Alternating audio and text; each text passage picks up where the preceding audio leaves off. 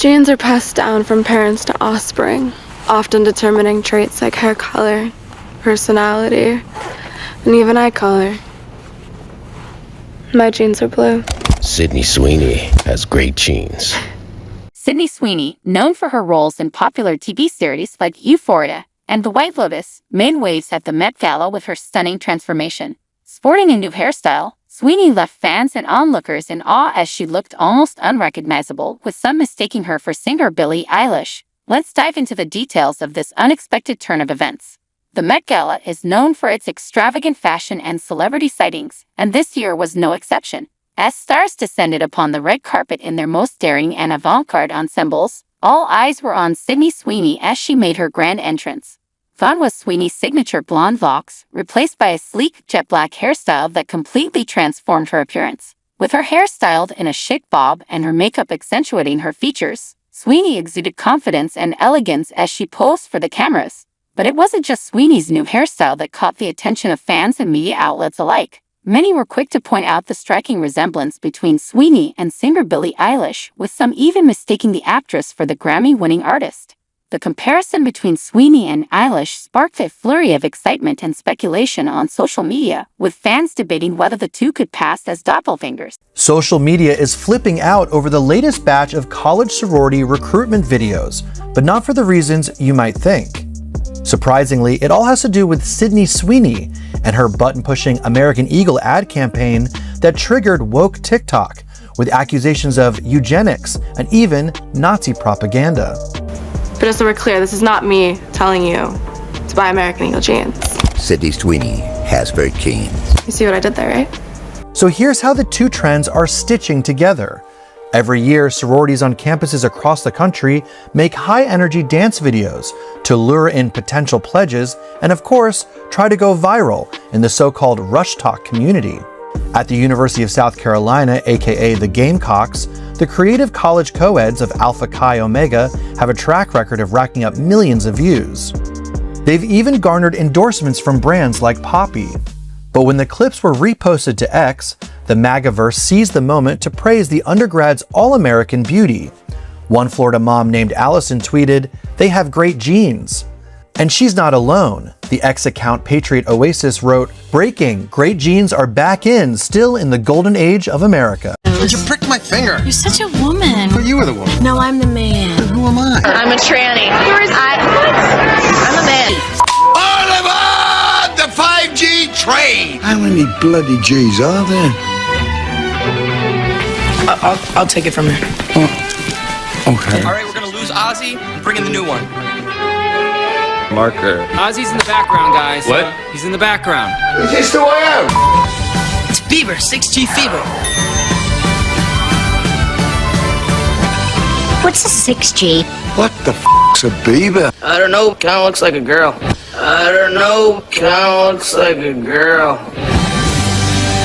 And the American Music Award goes to Billie Eilish.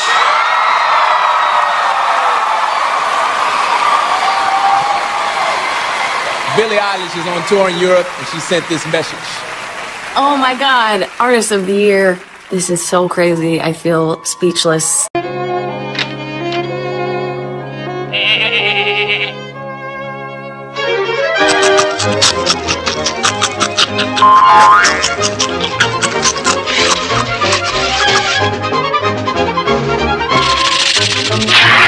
Thank you so much. I love you all so much. I wish I could be there tonight. I'm on tour, getting to see you all over the world.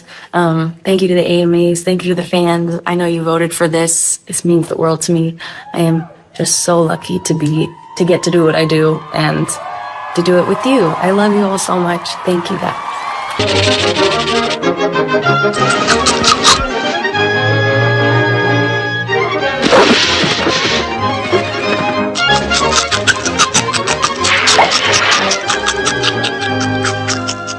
You know, now there's a pretty hungry little billy goat. Go.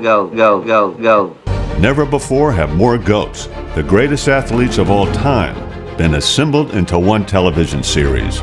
Until now. On the surface, I'm yawning, I'm bored, but the reality is I just finished training. I was tired. And so that's the backstory to it. And Shaq came in like 2 minutes before practice started and then walked off the court as soon as practice finished. So, that's our relationship. Goats with photographer Walter Yost. Even police and players wanted pictures with Simone. Simone had a goal of her own, to get the Patriots quarterback Tom Brady.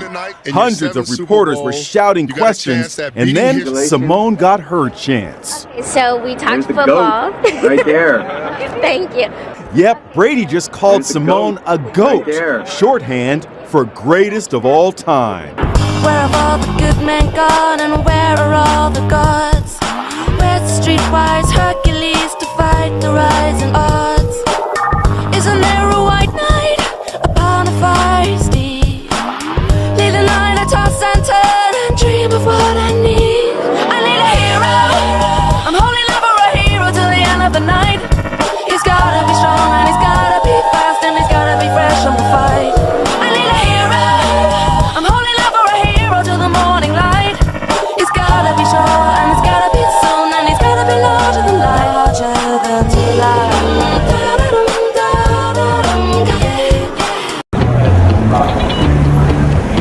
We're in the Wrigley building here, trying to find out the Billy Goat Tavern. Oh wait, Billy Goat Tavern.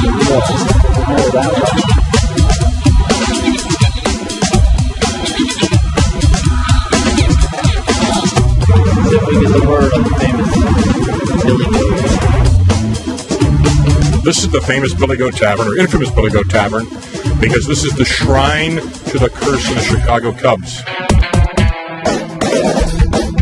In 1945, the Cubs were cursed because P.K. Wrigley, owner of the Wrigley Truant Empire, owner of the Wrigley Field and the Cubs, tossed out the owner of this establishment for bringing a goat to the ballpark. Mr. William Stannis, he found a goat in the street, a small baby goat. And he kept it, and he had it, and he brought it to the restaurant, and he will start known as Billy Goats. Everybody call him Billy Goats. William Cianis was thrown out of the ballpark, goes back to his bar in Madison, that was the original location, and devises his clever revenge with a 3-word telegram that says, "Who stinks now?" And he sent that to P.K. Wrigley, and that's how it started.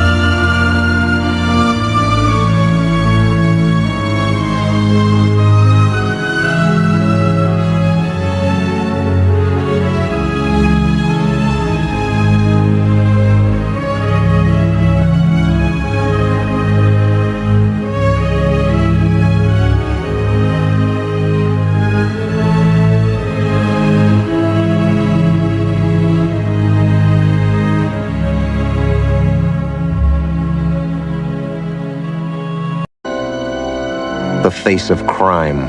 It just gets bigger and badder and uglier every day. Good evening, pagans.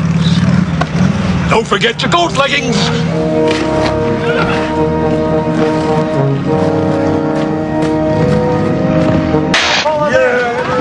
You have to admire their techniques in crowd control. People against goodness and normalcy. P-A-G-A-N. Pagan. My next client, Sandra, has come in for something a little unusual. Hi, I'm Sandra. Nice to meet you. Nice to meet you. I wanted to get a tattoo of a goat's head. I'm here today to get a goat's head tattoo because it's a satanic symbol and I worship Satan. Ah, here are two who have not yet sipped the nectar of Shaitan.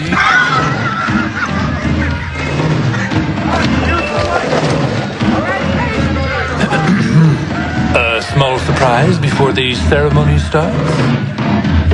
Why not?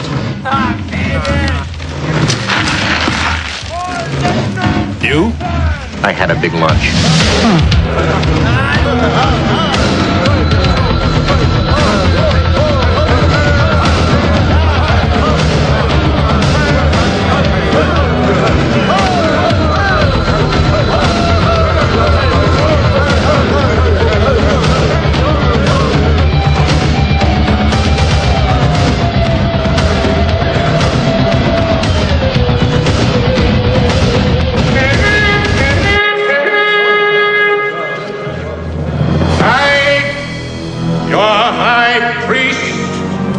living pagan perfection to call the name Gahoon.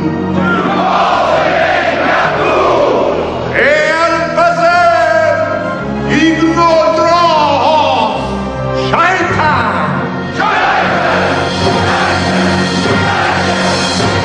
Prepare the Virgin. I'm away. Music is meant to take you somewhere and make you feel transported. And this, I think, does that without you having to think about doing it. Okay. Yeah, that's cool. I love the way that feels. The fun thing about Atmos is it makes sound more textural. It really feels like it's all around me because it is. Welcome, it's Billie, and this is Happier Than Ever. Cute. First time I am doing my album all in one, front to back, so enjoy. It's the entire album from front to back, which we've never done before. It was really beautiful, especially with Gustavo and the orchestra there. I hope that it feels really magical and fun. Like, I don't want people to take it very, seriously. Pretty! So many places in LA were such huge parts of our childhood, including the Hollywood Bowl. I think that it absolutely has potential to connect people.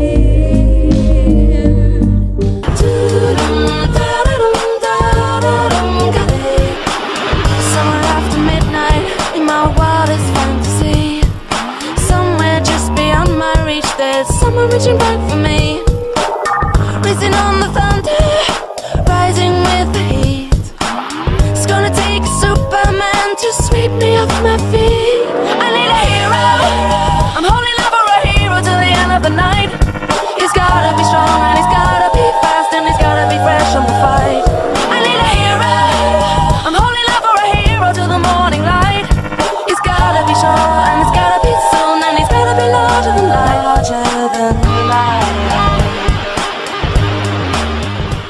Just some red in it. I've always seen the darker side of things and the darker side of life, and I've always felt this, I guess, negative, evil energy presence around me. So I wanted to get this on my arm. Satanic symbol, huh? Yes. Let me sketch it out for you and. Okay, no problem. All right. All right, thank you. All right. Yeah.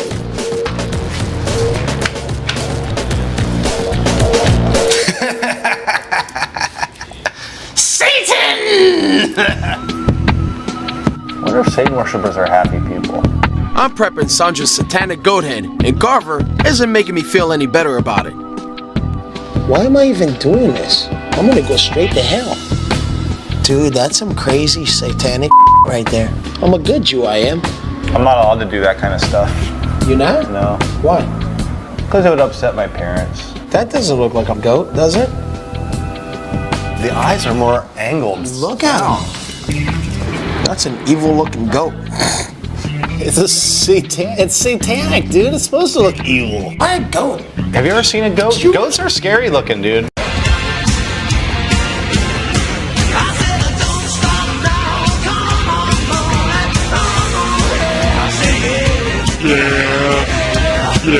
Goats are diabolical looking. I wouldn't trust a goat. I wouldn't trust a goat either. There is a reason why an artist starts off unknown and innocent, and then explodes in success all of a sudden with a drastic change in look, message, and even personality. Worldwide success only happens if you have the support of the big music distribution companies like EMI, Sony Music Entertainment, Universal Music Group, and Warner Music Group. These are known in the music industry as the Big Four. Usually they see the talent potential in an upcoming young artist, but then they mold that artist into what they think sells the most.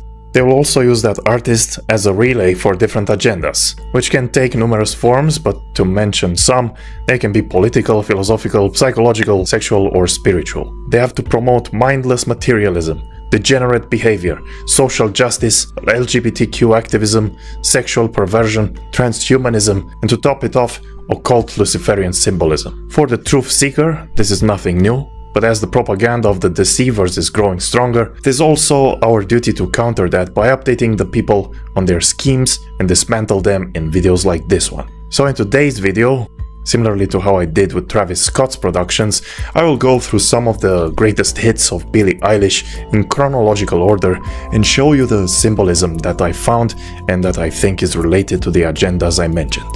First of all, Billie Eilish is an extremely popular artist with her hits reaching hundreds of millions of people.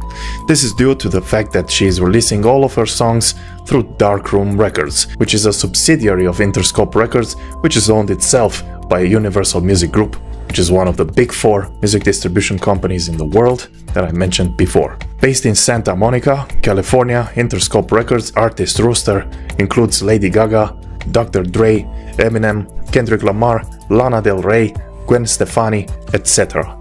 All of which have shown extensive usage of the types of symbolism that I mentioned and push the agendas of the Illuminati through a form or another.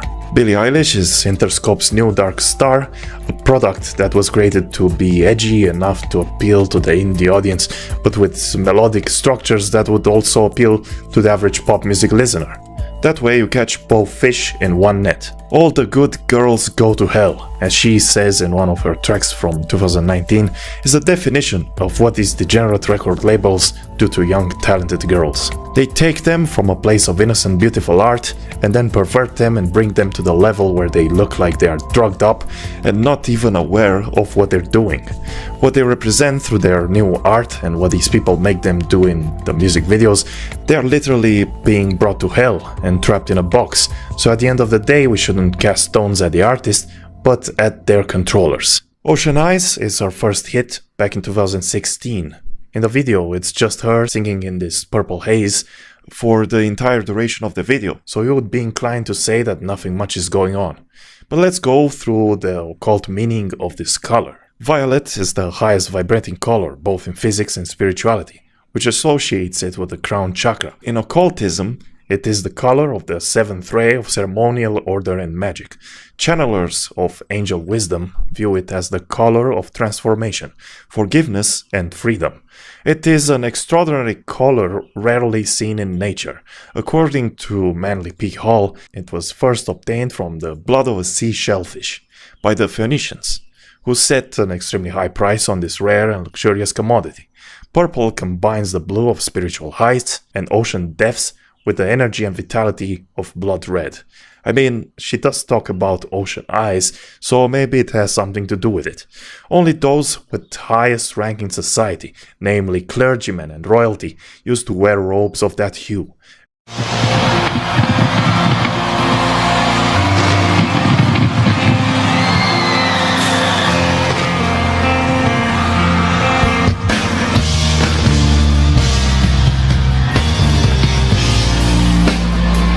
I never meant to cause you any sorrow.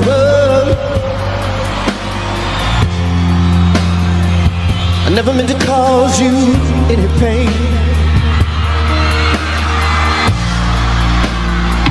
I only wanted one time to see you laughing, babe. Only wanna see you laughing, yeah. In the purple rain, purple rain, purple rain. And later on, in 2018, she also has a song called You Should See Me in a Crown, but I'm not going into that one yet.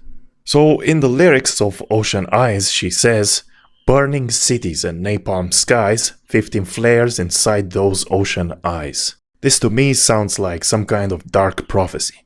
But hey, if you think I'm full of nonsense, let's go to her next hit, which is Watch, from 2017. Remember when I said that the music industry giants take these girls, kill their old self and reshape them in a new image? This video shows us exactly that, but under the form of a ritual. The video starts with her being tied up by her hands and feet with a rope, but she is still able to walk. Instead of trying to escape, she just walks and climbs on a ladder in a central point, surrounded by cars and people in some strange inert poses. One of them is wearing a checkerboard outfit. These people run to her and tie her up even stronger and pour some gas on the floor. Then another version of herself appears, lights up a match and proceeds to burn her. Now to me, this means the new version is burning the old version, trapping the old Billie Eilish and reprogramming her to this new version that they will use for propaganda reasons. In 1997, Dolly became the first mammal ever to be cloned artificially from another adult sheep, proving once and for all that even adult cells contain the necessary information for creating each part of an entire organism. It's very strange to see then the people having this psychotic smile as they look at the burn. Her new version also displays some kind of deranged expression with her tongue out. I mean, even if this was not occult, it should still make you ask questions about this art. What's wrong with our society, man? This is not just a random video, it's something tens of millions of people watch and support. They continue to do this ritualistic dance around a fire, which is really weird to watch. It's like they're all possessed. I see this in most mainstream videos today. Didn't you notice how instead of a dance, it looks like they're glitching out or having a seizure? Gone are the days of graceful dancing. Say hello to random twitching. The same year, she releases Bellyache. Billie Eilish wakes up in the desert with a small trailer filled with cash. She walks forward on the road, occasionally doing uninspired dance moves, until she is stopped by a stereotypical looking cop. Not much, right? Well, in the Bible, in Matthew 12:43, it says that when the unclean spirit is gone out of man, he walketh through dry places, seeking rest, and findeth none. In Proverbs 30:16, it says, Sheol, the barren womb, the land never satisfied with water, and the fire that never says enough. So she is basically in the barren womb with an outfit that has a double X on it, if you look careful. Now, the XX is a gate to the barren land. The XS is part of the IXXI 911. It is seen on Jesuit rings, Freemasonic symbolism, although they will never admit its true meaning, and even as part of the Kabbalah tree. The song is called Bellyache, and that's why. It is the barren womb, the land of the unclean spirits, and the IXXI is the gate to it. Now the solution to this, you see, is after we spot something and agree that it is demonic, is to try and follow the good path that doesn't lead to the dry land, but to the land filled with water and everlasting life, by following Jesus Christ. I know it's hard to even pronounce this name, because we have been born in a nihilistic culture, but trust me, this is the way. I've also been brainwashed, and it's hard even for me to put this stuff in the video, but I'm trying my best to do it, because if not now, then when? Just listen and read the words, and if you don't resonate, it's okay, but consider reading and making your own opinion, rather than letting others telling you that Christians are just a bunch of rednecks shouting at you. In 2018, Billie Eilish releases a lot of material. The video for Hostage is basically telling you how it is. She's trapped in a box of her MKUltra masters. Why do I say MKUltra? Because that's the official project for which minds were experimented on and reshaped by the CIA.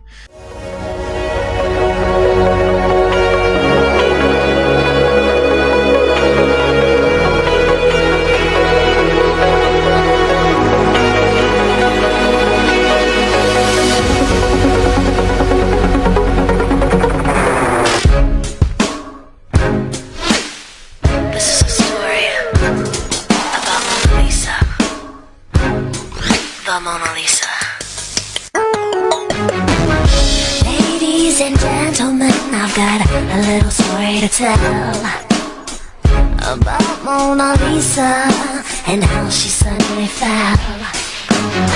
Now see, everyone knew her, they knew her oh so well. Now I am taking over to release her from her spell. She's the original, she's unforgettable.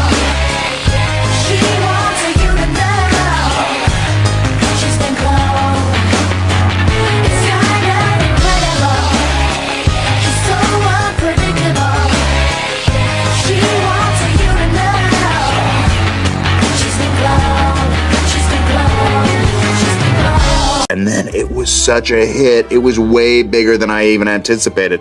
And now, I think we're gonna make part 2. I think you have to. I think you have to. They kill you if you try to walk away, and they clone you. She was taken under, drowning in her sea. Running like an angel, she was crying and could not see. I see everyone's watching as she starts to fall. They want her to break down and be a legend of a fall. She's the original, she's unforgettable. She wants you to know she's been cloned.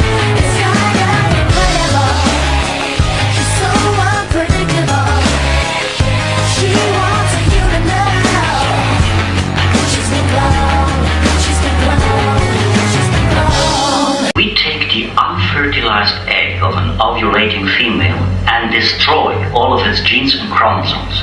We then implant the nucleus of the donor cell. That cell, with its genetic material intact, eventually becomes an embryo and is born as a living creature.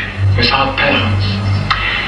Well, it has no father because the egg was never fertilized, no mother because its genetic code comes from another being. This can be done with humans if the surgical technique were precise enough. It's monstrous, Doctor. Why? Wouldn't you want to live in a world full of Mozarts and Picassos? People made in the lab and not in the womb. Genetically modified multitudes for whom the term individual has no meaning.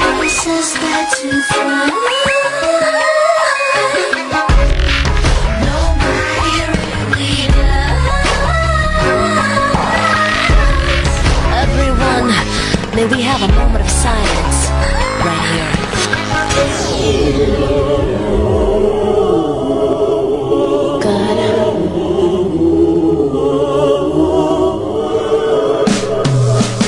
She's the original. She's unforgettable. She wants you to know. She's been cloned. It's kinda incredible. So unpredictable.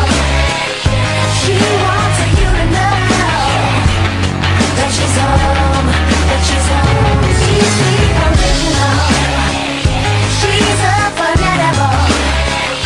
She wants you to know she's been cloned.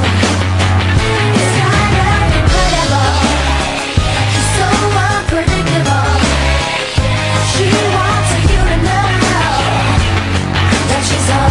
A lot of the findings were shocking already, but even harsher realities were lost because CIA Director Richard Helms, who ordered that all AMK Ultra files be destroyed in 1973. If it happened then, it is happening now. Nothing new is under the sun, and these things may still exist not under the same name of MK Ultra, but they are there. Billie Eilish's whole artist persona is based on this character that wears clothes like they are from a mental institution. I mean, the clues are in plain sight. She's being experimented on. In this frame we see these stairs, and at the top it's her and she is sitting inside of a square. This to me looks like more Masonic symbolism. The Masonic stairs that lead to the square and compass, which also represent the IXXI gate with the illuminated pyramid and pillars on the side. Now it would have been too much to show the pillars and the pyramid, but that's what they do. They drop two symbols here, two symbols there. No one will be curious enough to pick up the clues, but crazy conspiracy theorists like myself. And who will listen to them? We are being cancelled and made fun of all over the place. In the next scenes, this other character appears in the box. He is looking at a mirror, but it's actually one of those mirrors that they use in interrogations. But this is symbolism that they are always being watched by their masters, and if they make the wrong step, it will not end so good for them. We even see later how these walls grow, these things that capture our guy here and do what they want to him, eventually taking him by force up the stairs to the square where Billie Eilish has already been taken. These people have no control over their lives once they have signed a deal.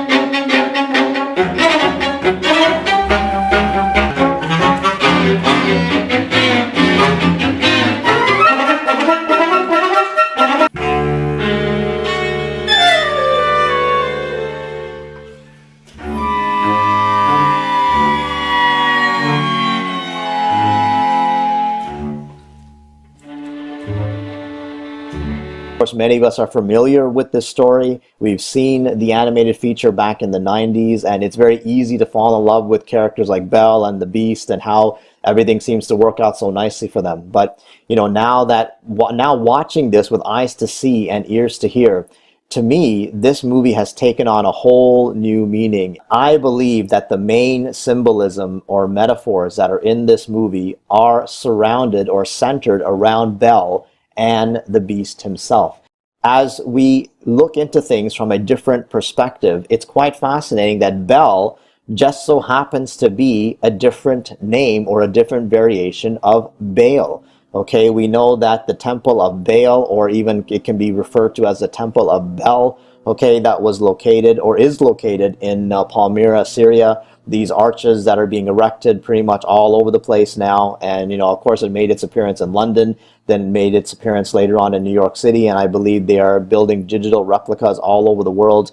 But fascinating that Bel just happens to be the same name for Babylon, or sorry, for Baal. And here from the Encyclopedia Britannica, Marduk, which is also another variation of Baal, is the chief god of the city of Babylon and the national god of Babylonia. As such, he was eventually called Bel, or Lord. Okay, so again, Bel just so happens to be the same name for Baal or Marduk, or basically Nimrod. The fact that they've made the beast, you know, basically look like Baphomet, I find that very, very interesting. And that there's a scene in that trailer where the beast says to Bel that you need to open up your mind's eye.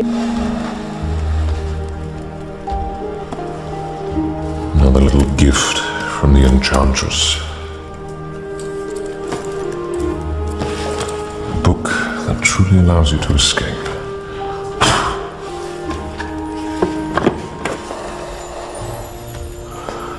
How amazing.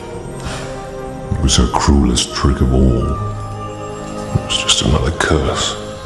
The outside world has no place for a creature like me. But it can for you.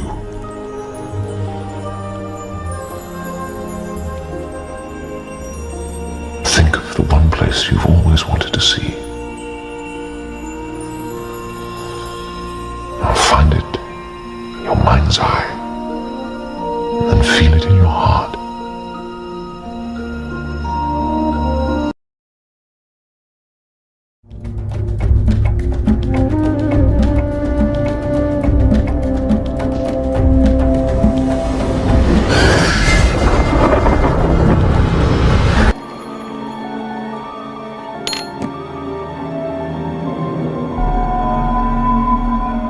Hidden within. What is that?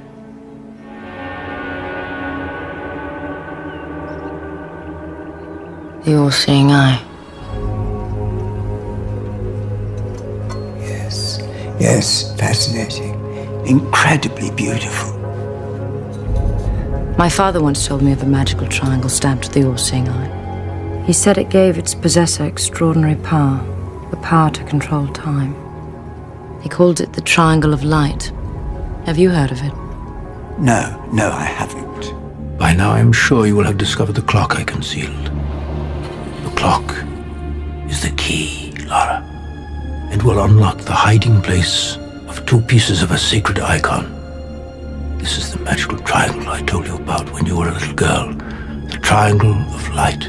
And this is something that we've spoken about quite a lot on this channel, and we know that the mind's eye just happens to be the third eye. According to the Hindu belief, the sixth chakra, third eye chakra, is the center of inner sight. It controls clairvoyance and mental activity. The color related to this chakra is indigo or purple, as a combination of the red and blue. So really, when he talks about opening the third eye or opening up the mind's eye, they're all talking about the morphing of the red and blue into the purple.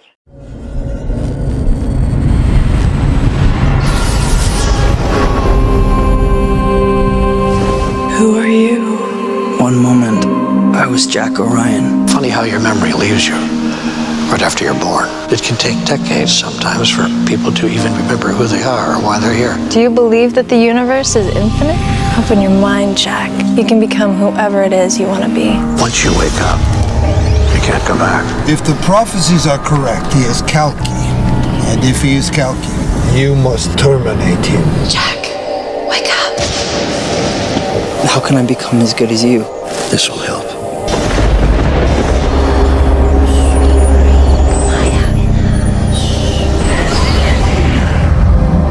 Are you ready to wake up? Thought I was awake. If I succeed, then the human race can return to a time of splendor, time of wealth, time of happiness. This is a revolution of the spirit. What if they don't want to hear the truth? They don't, Jack. What do you think we're sending you? They're talking about opening up this third eye, the eye of Satan, basically. Okay, so incidentally, the third eye chakra is located at the center of the forehead. So that's what I believe the beast is telling Belle, that she needs to open up her mind's eye. Again, here on this this depiction here, the third eye right in the mind. Okay, and it's funny how, again, they're showing it in the purple, which is the morphing of the red and blue.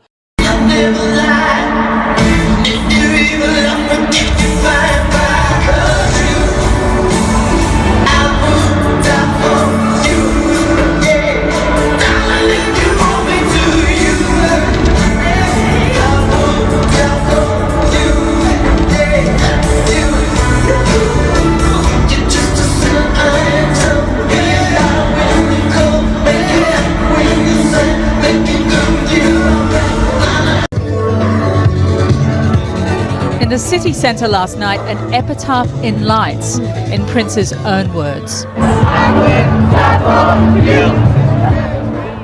They came in their thousands to sing and dance to the soundtrack he'd left behind, and they were determined to enjoy it. Anytime that I think of Prince, I always feel happy. Like every moment that I heard his music, saw him, all I feel is happy. So even now, thinking about him, even though he's past his here, he's like everywhere. Even under the skin of this town, Alexandria and Oliver had just immortalized in ink the artist they'd lost. He's just mysterious and sexy and cool and like no one else. If you're a Prince fan, you've seen this symbol. So what does it mean? Do you know what that means? Either one of you. I do not. It's a symbol that can't be defined, which Prince couldn't be defined. Prince introduced us to this symbol during a contract feud with Warner Brothers. Dr. Elliot Powell, who teaches a class on Prince at the U of M, says the record company owned the name Prince. So as a way to show his displeasure, Prince started going by this symbol instead. Dr. Powell says it's a mix of gender symbols and encourages people to think in new ways. To be known by one name, let alone by one color. Prince was often decked out in purple, so why was purple his favorite color? He's a good Minnesota boy, purple, bleed purple, Vikings. There are several theories to this, but some music experts believe Prince was interested in the apocalypse. Like his journey, like his spiritual journey. I think that's where purple came from. One interpretation is that purple rain symbolizes the end of the world. Red blood and a blue sky mixed together. Prince referred to being with your lover at the end of the world and letting your faith guide you through the purple rain. Some also think Prince just liked purple because it means royalty. Prince had hit after hit, but what was his biggest single? That's a good question. I don't know if it would be Purple Rain, When Doves Cry.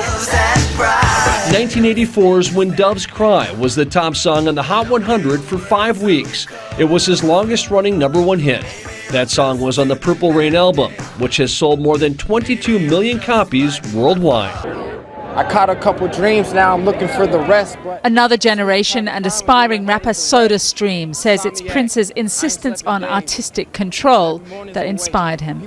He owned his own decisions, he owned his image. He has a color. Like, purple's purple, but Prince owns purple. You know, like, he is a staple, he is an icon. I was a young kid with the jerry curl and the big goggle glasses, wanting to be Prince. Either you want to be Michael Jackson, you want to be Prince.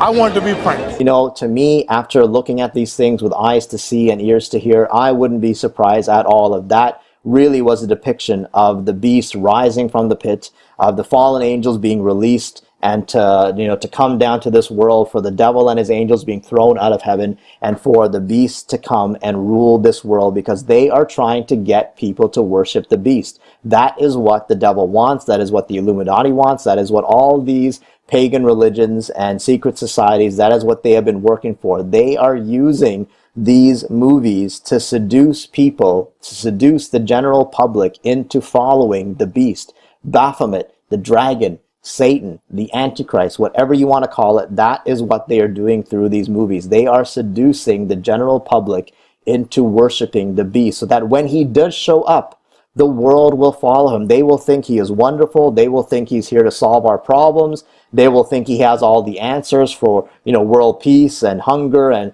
peace and safety and all this kind of garbage that is just not, that is completely an antichrist message that he will come with. So I believe that these movies are completely showing that they are seducing the entire world to fall in love with the beast, just as Bel had fallen in love in the end with the beast. In the video, Lovely, featuring Khalid, the box appears again, and they are again trapped the entire time, only being able to do these lifeless faces. A storm appears, and they get flooded, after which they disappear. Now, I don't look at mainstream music all day, but I remember there was also someone talking about a storm from which there was no coming back, all while she was on top of a pyramid with Egyptian ISIS-style wings. One eye symbolism, also through the video, and on the cover art itself. But guess what? Katy Perry is also owned by Universal Music Group through Capitol Records. It really gets ridiculous once you follow the money.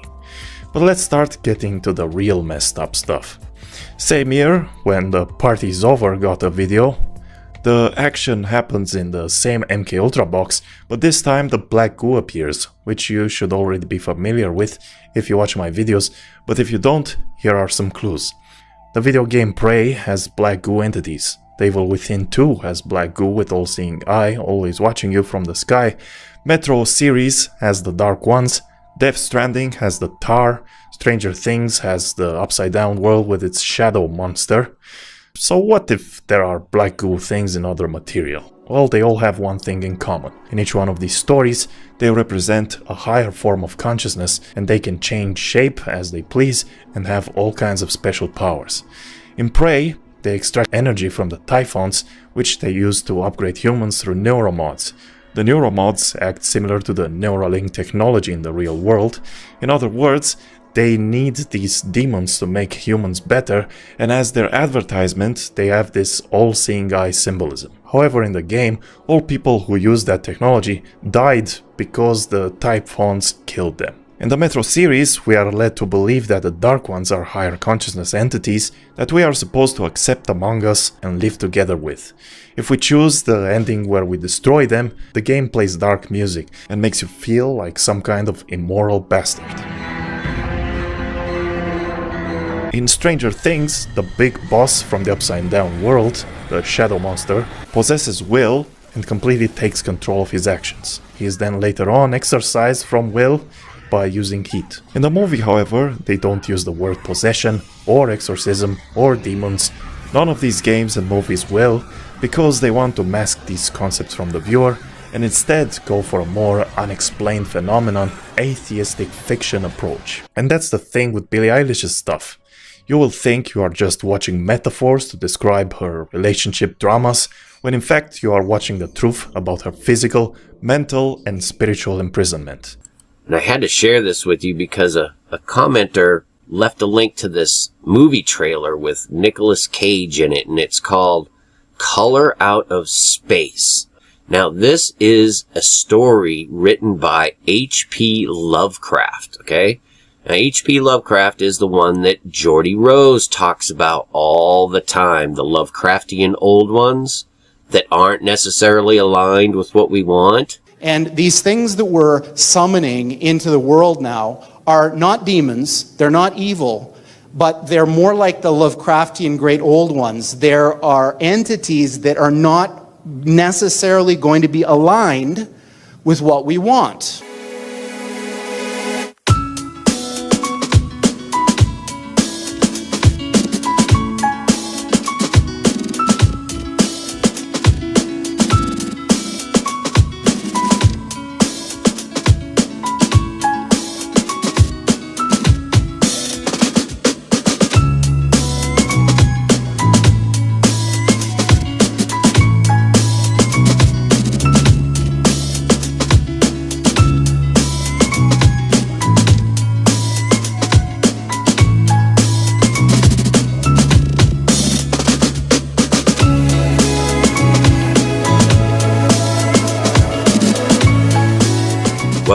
Lovecraft wrote this story, Color Out of Space, back in 1927.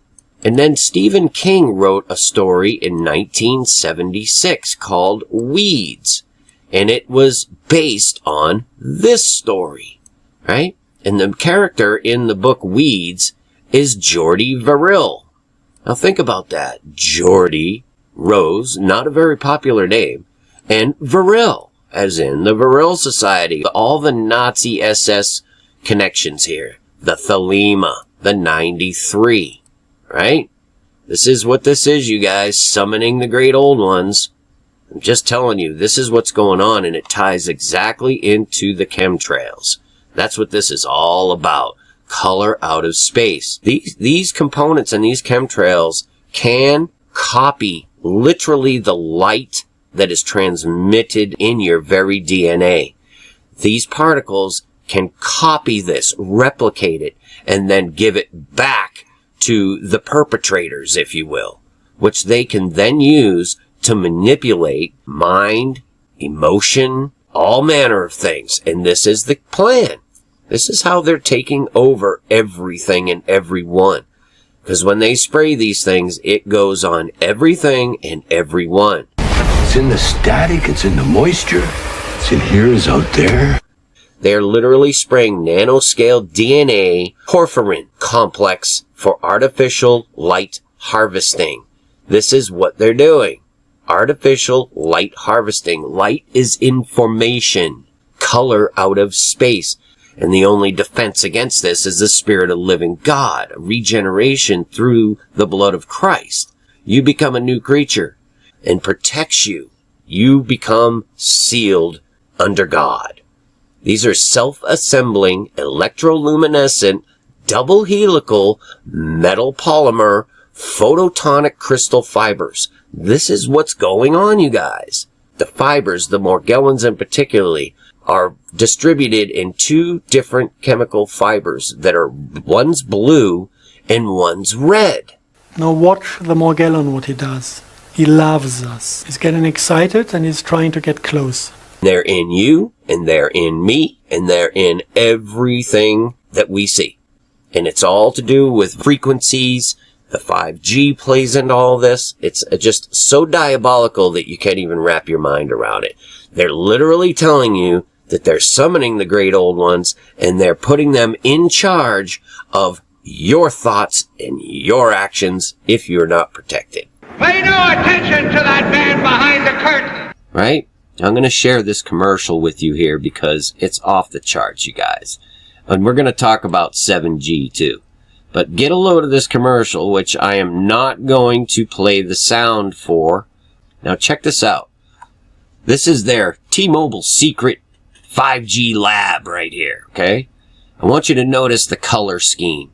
Notice how everything is purple, scarlet, right? Red and blue combinations, just like the Morgellons. And now they're ready to cut loose with the 5G. But before they do, they get an incoming call from John the Revelator, because this is all prophesied. This is the mark of the beast and the beast system being put into effect. Then the CEO pops up. He's representing the angel of light right in front of your eyes. That's what it is. And he tells them to light it up. It's time. Let's light it up. And they got their little T-Mobile Tau Cross logos on. And they're getting ready to launch ICBMs because they're going through the same sequence you would go through for a missile launch. Enter launch code. Entering launch code. Target sequence complete. Insert launch key. T-minus 50. Number 1 enabled. 2 enabled. On my mark, rotate launch keys to launch. Roger, ready to go to launch. And notice the keys. Boom. Let's light it up. And look what they launch. You just can't make this stuff up, you guys. They are releasing the demons into the world. You can't play God without being acquainted with the devil. The problem, Bernard, is that what you and I do is so complicated. We practice witchcraft We speak the right words, and we create life itself out of chaos. Are you ready for? Are you ready for?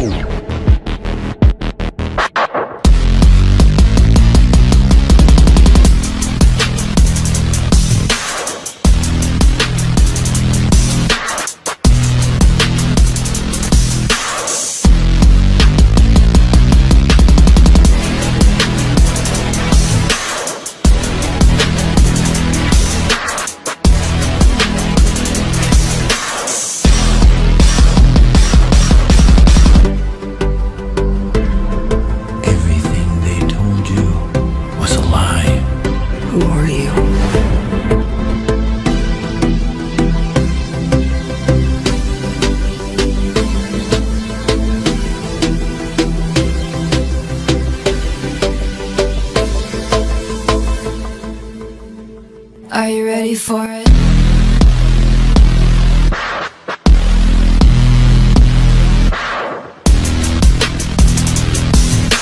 Through this medium, the chemtrails, the 5G, the airwaves, so on and so forth, and releasing them out into the world.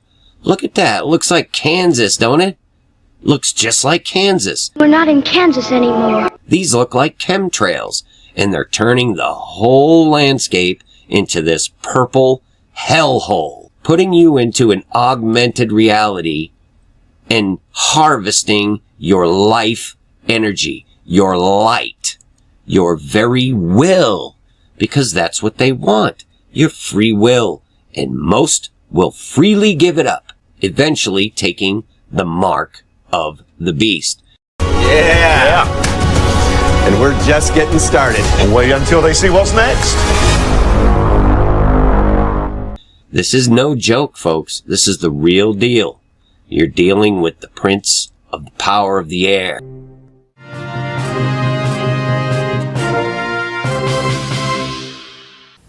Faster, better, more reliable internet. That's the promise of 5G technology, but there is also the peril. Health hazards associated with radio frequency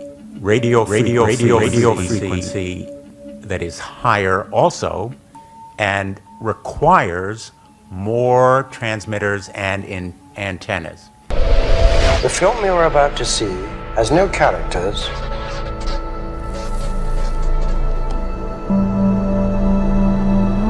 If you spare a little of your imagination, it is a film to describe to you the effect of cymatic frequencies on matter.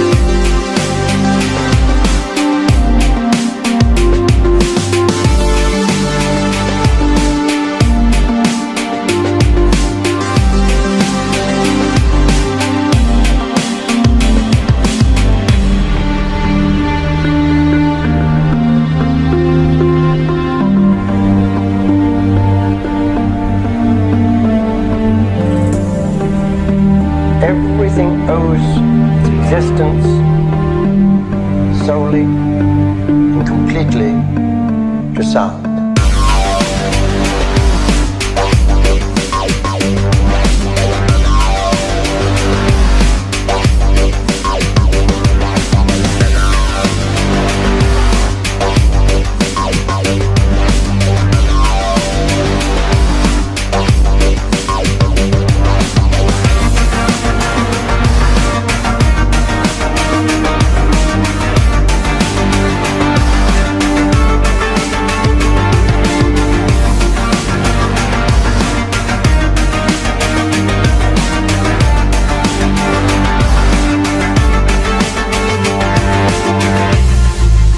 Powers and principalities in high places. It's interesting that Verizon had a Super Bowl experience with the 5G, and I guarantee you they conducted a multitude of experiments that we may never see or know about, but I guarantee it. This is all ultimately the Synagogue of Satan. They have communications with the fallen, with the Nephilim.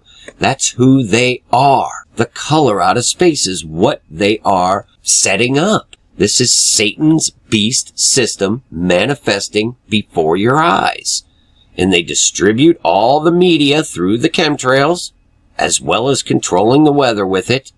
You'll notice that when the Morgellons is shown in people, it's always the red and blue, purple. The nanoscale DNA porphyrin complex for artificial light harvesting. Search these terms, and you will find that these are actual products being used for actual applications in the chemtrails. And she also analyzed the single color particles that she found in the air, also the color airborne, that then at a certain point is entering the mycelium after it replicated within the human body. Yeah, so this is coming to the concept of self-assembling nanobots. Self-assembly means you spray the fiber, it is replicating, you spray the color, and within the human body, the color and the fiber is mounting to a working unit. This is what you call self-assembling nanobot. If you just take the chemical formulas of these colors, and if you look at this, you can find all the things connected to the Morgellons disease. You find like large area self-assembled plasmonic photonic crystals. If you go into this publication, you find these hexagonal forms. And if you look for the function, actually this is a thing that is collecting a radio signal and turning the radio frequency into DNA readable light impulses within the body. So this is the reading unit. If you look down there, you have photonic crystal fibers. If you look what they do, it's normally they talk about carbon nanotubes filled with these colors, with these quantum dot chemistry. And the function is to collect light processed by the DNA and turn it into a readable signal. If you put the two together, this goes beyond the novel. You get a read-write unit. I can take one person, make him angry, read out his anger, digitize it, put it on an antenna, and address 100 people that are not angry. And if they have this biology within their system, they will feel exactly the same experience of anger, like a tape recorder. Record the human experience, the overall human experience of a human, and you can tell by the colors what this includes. Reading and transmitting light signals, electroluminescent light, which is what your body produces in every function, every thought, every intention, every feeling. They have positive and negative energies, and they are harvesting that from you in order to control you. This is the plan. I'm just telling you. Self-assembly, electroluminescent, double helical, metal polymers, and photonic crystal fibers. Look this stuff up. It's creating the Minority Report, essentially. Imagine a world without murder. Just 6 years ago, the homicide rate in this country had reached epidemic proportions. It seemed that only a miracle could stop the bloodshed. But instead of one miracle, we were given 3, the precognitives. Within just 1 month under the pre-crime program, the murder rate in the District of Columbia was reduced 90%. Within a year, pre-crime effectively stopped murder in our nation's capital. In the 6 years we've been conducting our little experiment, there hasn't been a single murder. And now pre-crime can work for you. We want to make absolutely certain that every American can bank on the utter infallibility of this system, and to ensure that what keeps us safe will also keep us free. It's fallen angel tech. And why do you think Musk is launching thousands of these satellites? Cube satellites, 6G project, known as 6 Genesis. You can't get any more blatant than this. Go read Genesis 6. You'll see exactly who you're dealing with. This 6G enabled wireless smart society ecosystem. Oh yeah, it sounds great, doesn't it? It'll provide precision localization to a fraction of an inch, supplementing the GPS. This is why they're doing all these tests with the GPS, because this is going to supplement it and essentially take it over, allowing imaging techniques that will identify any person or moving object, and I should have, on the face of the earth. You understand? This is what they're doing. 7G. Let's have a gander at this. You think it's a non-thing? Well, you're wrong. What is 7G? Well, this guy explains to us. And he talks about the transmitters that everyone is up in arms about now. The 5G, like they're doing over in China. They're installing a full-on 5G system over there in order to fight the coronavirus. You serious? This stuff is all cell augmentive technology. You need to understand. Sound, you are water, and sound and waves are used to manipulate these things. Thank you to Nicholson 1968. And if you actually observe these things, you'll see you and me are virtually made up of water. And when sound and wavelengths are applied to the water, it can be manipulated very specifically to do what the operator wills it to do. Do you understand? This is a real thing. This is happening right before our eyes. Welcome to 4G. Don't touch my hair, man. All right. This is the new version. This is 5G. No, now it's 4G. It's just 5G. So okay, now it's 5G. This is 5G, I think. It's a 5G. What you talking about? Just a 5G. Just say a 5. Just say 5G. All aboard the 5G train. How many bloody G's are there? I'll take it from here. Oh. Okay. All right, we're gonna lose Ozzy and bring in the new one. Marker. Ozzy's in the background, guys. What? He's in the background. Is this the way out? The new buyback program. You buy it now, we buy it back when it's time to upgrade. It's Bieber, 6G Fever. What's a 6G? What the f***'s a Bieber? I don't know, kinda looks like a girl. What is the 7G? Listen to what this guy has to say. I'm very pleased to be able to finally announce our 7G vision. Now, if you look at any of the legacy technologies today, like 2G, 3G, 4G, 5G, Wi-Fi, Bluetooth, any wireless technology, it works on the principles of transmit and receive. So it's always the transmit part which is a problem, because when you're transmitting something, it consumes power, and of course there is this radiation issues, all kinds of things. And if we do it right, we don't even need a separate receiver. Humans can act as a receiver. So let's say humans, we actually inhale oxygen and emit carbon dioxide. On the other hand, trees, they inhale carbon dioxide and emit oxygen. Now, if we were designed optimally, we could actually consume oxygen or carbon dioxide and emit carbon dioxide or oxygen. So, this is where I think nature failed us. So, if we design 7G correctly, we would have a chance to fix all future wireless technologies. All humans, we emit positive or negative energy. So, the negative energy could be something like wicked thoughts, jealousy, depression, etc. What if you can use this negative energy and use this as a transmission media? And you can even extend it further. So you can use anything that's harming the environment, like carbon dioxide, methane, whatever, and you can use them as the transmission media. So in return, you have actually consumed all the negative energy or anything that's harming the environment and turned it into something positive. And this can actually be useful not just for humans but also for the environment. The first goal for us is to have a logo designed correctly. Now, if you look at 3G or 4G or 5G logo, it's basically a number and a letter and with some kind of a radiation sign. This is not something that can connect with people emotionally, spiritually, economically.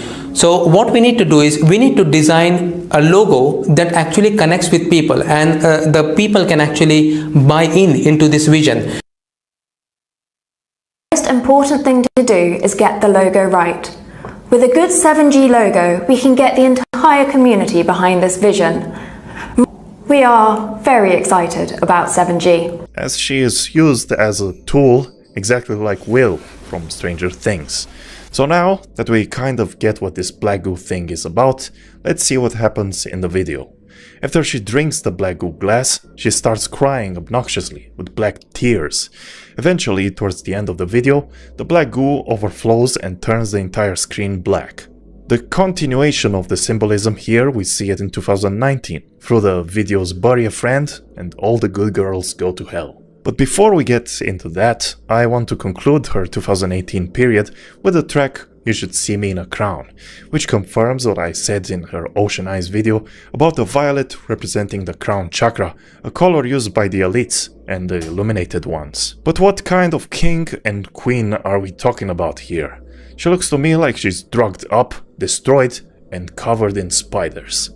Now, I can't say for sure what spiders symbolize, because there are many different meanings in different contexts for them, even in the Bible. However, I have found one interesting thing from a Swiss pastor, a writer that goes by the pseudonym Jeremias Goethel. In 1842, in his book, The Black Spider, we can see that the spider symbolizes evil works and represents the moral consequences of making a pact with the devil. We are delivering the world's first multiplayer VR experience over a 5G network to Mobile World Congress. We've got the Nokia 5G solution, we've got the Intel mobile test platform, and then we've got this application from Sony.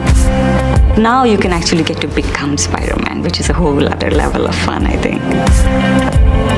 With 5G, you're now able to have a much more personalized, much more immersive, much more fun experience. This meaning fits with the context we have here, especially when you see this frame with the one eye. Billie Eilish might have made such a pact. She wears a crown on her purple hair, but she looks defeated with her real self burnt, and now she's only an antenna for the symbolism of her handlers. Bury a Friend continues the events after she just drank the black goo. The action starts in a room under a bed with her eyes now fully dark from all that black goo drinking. In the next scenes, she starts getting abused by these hands, the hands of her handlers. We're back in the white box room where she now gets injected with more black goo. I think this is more like a before and after video. The before representing when she was in the white room, drinking and getting injected with the black goo. But after the MKUltra treatment, look at how her eyes look. She literally loses all control, and that can be seen in this demonically poltergeist type pose. The hallway she appears in is reminiscent of the hallway in the Shining movie. But again, seriously, why do we as a society like to watch footage of a girl getting abused by these hands for the entire duration of the video? This is what kids all over the world are being made to idolize. The footage continues in the All the Good Girls Go to Hell song, except this time you actually see how she transforms after the injections. You see her back swell with dark blood veins and dark wings growing out of her back. And this is where it gets interesting. and confirms again the black goo and demonic Luciferian connection, because we see her being cast out from the sky and falling similarly to the fallen angels and Lucifer when they were cast out from heaven by God. Again, she's all covered in this black goo stuff and struggling to get up. Then we see her walking on the street with fire, and other silhouettes appear in the fire, which could be other fallen angels or unclean spirits in the land of the dead, in hell. The lyrics say, all the good girls go to hell, because even God herself has enemies, and once the water starts to rise and heaven's out of sight, she'll want the devil on her team. My Lucifer is lonely. There's nothing left to save now. My God is gonna owe me, there's nothing left to save now. Not making much sense with these lyrics, are we? First of all, they say God herself, which is on the same line with Ariana Grande's God is a Woman song, which of course is just something to trigger Christians because we know that God in the Bible is always referred to in the masculine. He's not a goddess. But going past this, they continue on to say that God has enemies, which is true, but those are the fallen angels he cast out with Lucifer, and once the water starts to rise, this is referring to the belly of the beast, the womb being let loose like in Stranger Things, the dimension of hell being opened, and heaven's out of sight. They say as in the hell army wins and heaven is defeated. She'll want the devil on her team. What a bunch of pure blasphemical doctrines that the world is singing with tears in their eyes without even understanding what they are hearing.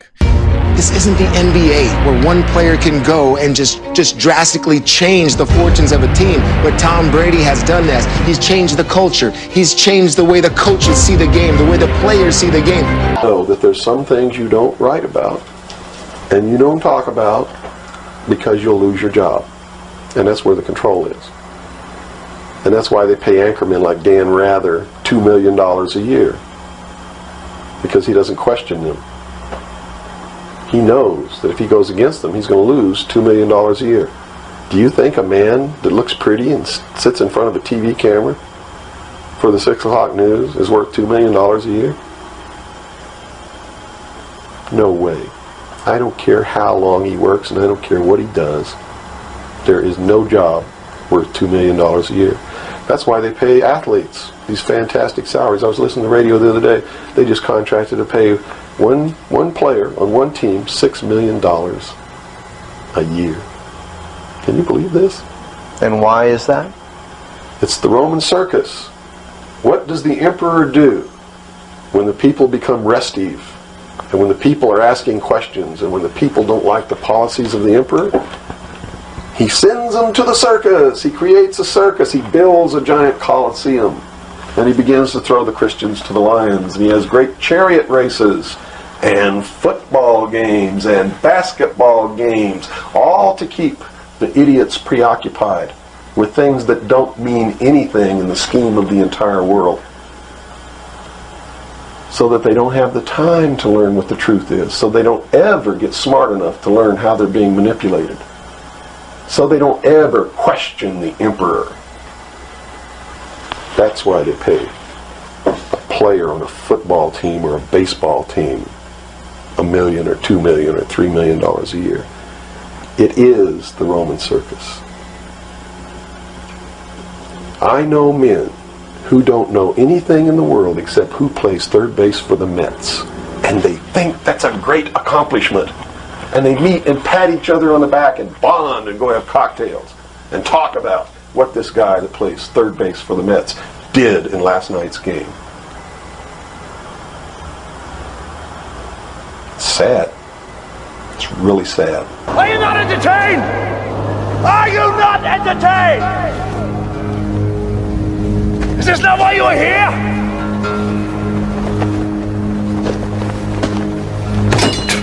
Is there any room in a kind of society where these manipulations are not taking place for this type of entertainment or any type of entertainment at all?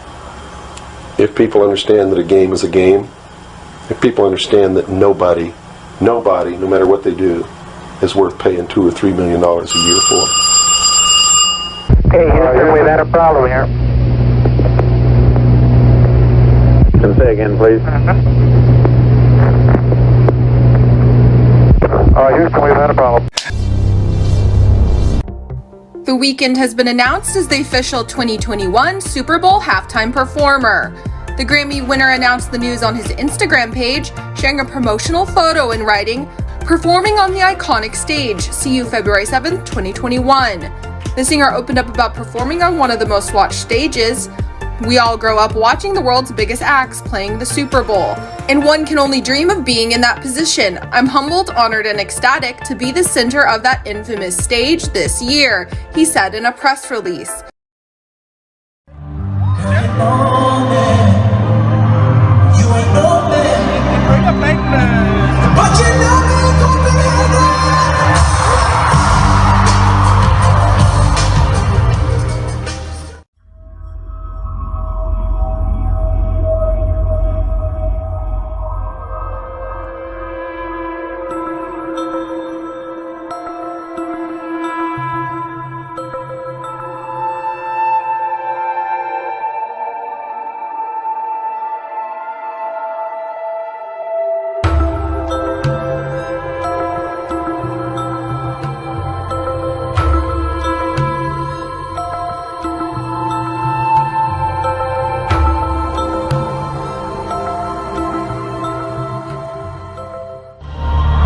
You first come into the music industry, you gotta take the oath.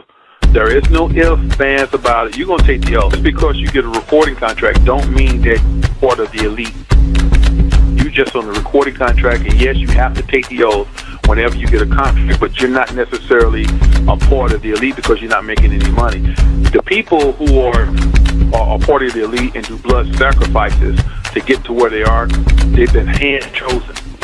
And they went to them and said, "Look, we believe that you can be an asset to our family. Are you willing to be a part of the family? We can put you at the 20 million marker. We can put you at the 30 million marker." And you'd be like, "Well, what do I have to do?"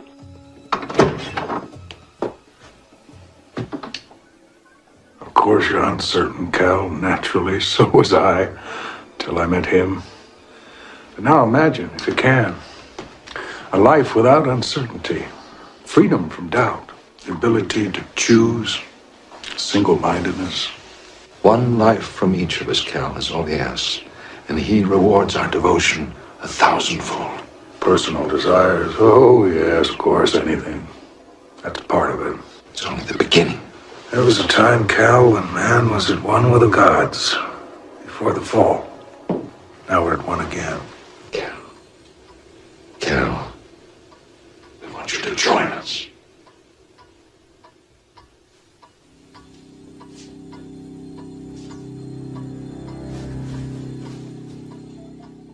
Jay-Z also issued a statement in the same release that read, "The Weeknd has introduced a sound all his own. His soulful uniqueness has defined a new generation of greatness in music and artistry. This is an extraordinary moment in time, and the Pepsi Super Bowl 55 halftime show is going to be an extraordinary experience with an extraordinary performer." Listen, they're all a part of the Baphomet. You have to take the oath. The oath is the Baphomet, even if you get a recording deal. But you are not into destroying the Lord's word unless you get hand chosen to be a part of that $20, $30 million work. Now, they just don't tell you, "Hey, you're going to get that $30 million. They offer it to you because you have to be perfectly aware that we're asking you to do this. See, they just can't trick you. You get me? They just can't trick you and say, "Well, he don't know he's serving the devil," because the Lord won't honor it. You have to be perfectly aware that you are going against the Lord's people. You're going against what the Lord stands for. And when you shake on it, you sign that damn contract in blood. And I'm telling you how they get down. You sign the contract in blood once you agree to these men that you're willing to destroy God's word. Fans were loving the announcement and took to social media to share their reactions. "The Weeknd performing halftime at the Super Bowl is the highlight of my day," one person wrote. "Blinding lights at the Super Bowl is going to be insane," another said. They give you a taste of the good life. You know, they take you on private vacations to isolated islands, or you get the penthouse suites in hotels. You get yachts, private jets, shopping trips. They lavish you with gifts. They make it look like it's the good life. This is the good life. Join us. You can have anything you want. You are a god. You can have the world. This is what they tell them. They don't tell them the small writing. And so people get infatuated by the luxury and the lavishness of being, running elbows with the rich and the elite. Your own private jets and yachts and islands. And the good life. They're treated very well. And then they join. They decide, okay, I'm going to join. I'm going to join with you guys. And you start moving through the levels and you realize, hey, wait a minute, this isn't what I signed up for. Because then you start learning the ghastly truth of Satanism. And then when you get in, it's rituals, eating babies' hearts, sacrificing babies, drinking blood, being forced to have, if you're married, adulterous relationships because all of them are forced into adultery. Satan doesn't honor a marriage. You're married to him. Satanists have their own services that mock Christian services. They have them almost every weekend. They have them in underground churches across America. And they do everything opposite and against what a real church would do. Why would you want to join a group of people that think eating feces and drinking urine is fun? It's not optional. You have to do it. They all do it. And they don't complain. They get beyond that stage. They don't complain. They do it. I mean, can you imagine? I mean, what do? You go to an underground Hollywood club, a super secret Satanist club. Do they serve feces on toothpicks? These people are nasty. From being a kid performing for the first time in Toronto, not knowing how big he would get, to being one of the best artists out there performing on one of the biggest stages in the world, a third tweeted. The weekend will have big shoes to fill after Jennifer Lopez and Shakira teamed up for an electrifying 2020 Super Bowl halftime show performance. The duo made history last year as the first two Latino women to co-headline the show, but their record-breaking didn't stop there. They also brought out the most dancers and most ever songs to be performed during a halftime show in Super Bowl history. But September 11 is massively important. It's the sun rising in Virgo, isn't it? And of course, Washington D.C. has got Maryland on one side and Virginia on the other. That's right. And Pentagon is right, almost smack in the center of that square, by the way, as well. Yeah, but that female thing, which is at the root of Freemasonry, much to the alarm of many Freemasons, the whole thing is about goddess worship. That's right. And Pentagon is right, almost smack in the center of that square, by the way, as well. Yeah, but that female thing, which is at the root of Freemasonry, much to the alarm of many Freemasons, the whole thing is about goddess worship equally with God worship. It's about the polarity of gender in the Godhead. And particularly, it seems, in founding Washington, D.C., they were the Virgin Mary and Maryland. They were acting everything out to make it the most perfect place possible. I mean, even the sort of diamond shape has got female connotations.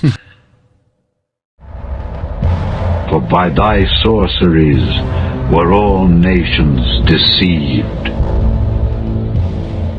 and in her was found the blood of prophets, and of saints, and of all that were slain upon the earth.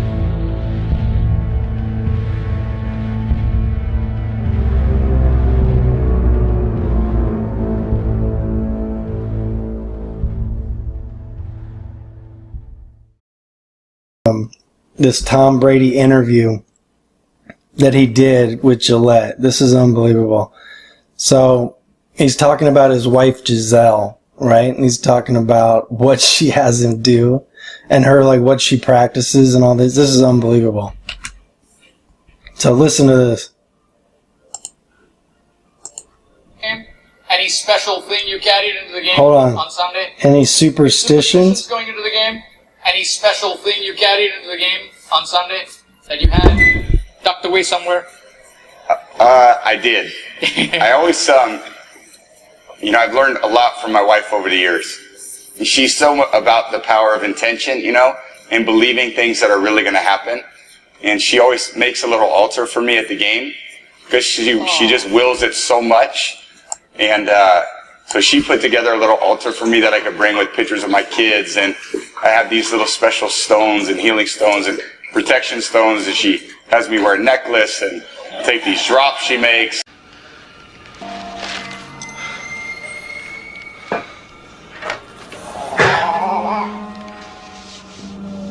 I remember slumping on the bed. His performance had given me a bad jolt. For a moment, I thought his mind had snapped. That he actually believed he was being attacked by invisible enemies. But the room was quiet again. Where'd you get this? Never mind, it's absolutely pure. What kind of monster clan have you hooked up with this time? Satanism freak. I think there's only one source for this stuff. The, adrenaline gland from a living human body. I know. The guy didn't have any cash to pay me. He offered me human blood, said it would take me higher than I'd ever been in my life. Thought he was kidding. So I told him I'd just as soon have an ounce or so of pure adrenochrome. Or maybe just a fresh adrenaline gland to chew on. I could already feel the stuff working on me. The first wave felt like a combination of mescaline and methadone.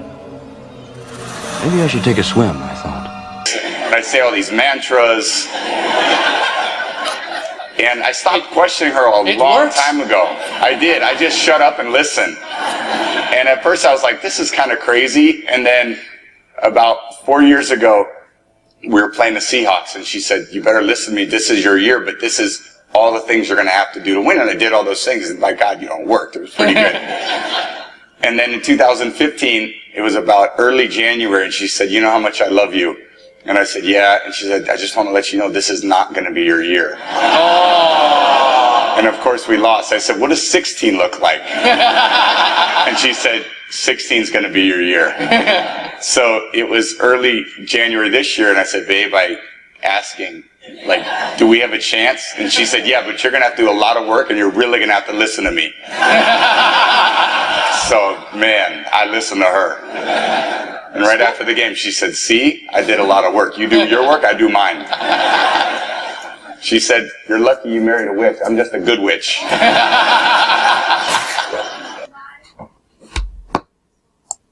So what did Brady just say? He said his wife does mantras. Okay, well, what's the definition of mantra? Originally, in Hinduism and Buddhism, a word or sound repeated to aid concentration in meditation. A Vedic hymn, a statement or slogan repeated frequently. Environmental mantra that energy has for too long been too cheap. So it says the Wikipedia, right? Sacred utterance, anonymous sound, syllable, word, or phonemes, practitioners to have psychological and spiritual powers. Mantra meditation helps to induce an altered state of consciousness. Well, I mean, come on, guys. I mean, you don't have to be a Bible scholar to know that's not a good idea. But in case you weren't aware, the Bible directly warns against this. Matthew 6:6-7. But thou, when thou prayest, enter into thy closet, and when thou hast shut thy door, pray to thy Father which is in secret, and thy Father which seeth in secret shall reward thee openly. But when ye pray, use not vain repetitions, as the heathen do, for they think that they shall be heard for their much speaking. All right, there's no such thing as a good witch. All those healing stones and all of that is New Age, Eastern mysticism, garbage. I invented a child molesting robot. It costs pennies to manufacture. and it can theoretically molest twice as many children as a human molester in, quite frankly, half the time. Zentrex gave me my life back. Hail Satan. Hail Satan. I eat children. How old are you? 12. Oh, okay. Only to 10. Only to 10. that's good. Okay, we are safe. Yeah. That's good. Children and pineapple. Children and pineapple. These freaks are always meeting to do rituals together. Because if you want to, the movie roles coming in, then you've got to keep doing the rituals. If you want more fame as a singer, you want more time on the award shows, then you've got to be doing your time in the rituals. If you don't do your time in the rituals, then you suffer. Satan makes you pay. If you want to be a celebrity in Hollywood, then your attendance at these parties is going to be mandatory. Eating feces, drinking urine, having illicit sex with these old men. You give up everything. See, that's dealing with the realization that they sold. They can't, see, every day they have to be high. They have to, like, be on a planet of nowhere, because when you really think about what you've done for a few dollars, and they sad as hell. Everybody asks that question in the hood. Well, damn, man, they got them houses, they got all them freaks. How could they be sad? Because the Lord make you shame-faced after so long. The Lord put the shame on you and show you to your face. You sold out for a season. If your ultimate goal is to be famous, then you're gonna do a lot to get there, like sign your name in blood in a contract with the devil. Celebrate Billy Graham's life as he lies in honor in the rotunda of our Capitol. So how did Graham get picked for that honor, especially with some controversial views and statements from his past? Here's Mike Valerio. How did the Reverend Billy Graham get picked for one of the highest honors in the nation? The answer most apparent: millions around the world heard him preach the gospel. An original American who said he didn't preach mass evangelism since the 40s, but personal evangelism on a mass scale. Yes, Jesus has the answer to life's problems. But in 2002, his image soured. Nixon tapes from decades earlier captured candid anti-Semitism. I told you one time that the Bible talks about two kinds of Jews. One is called the Synagogue of Satan. Graham apologized. But how was a figure with significant controversy still chosen? Reverend Billy Graham to lie in honor in the rotunda of the Capitol. The leaders of the House and Senate can choose who lies under the rotunda. There's no checklist for acts of heroism or services performed for the nation. In this case, it was simply up to Paul Ryan and Mitch McConnell. Both agreed in this letter that Billy Graham was worthy of lying in honor, and no members of Congress objected. With that, under an image of Washington ascending into heaven, next week the pastor of presidents will soon take his place.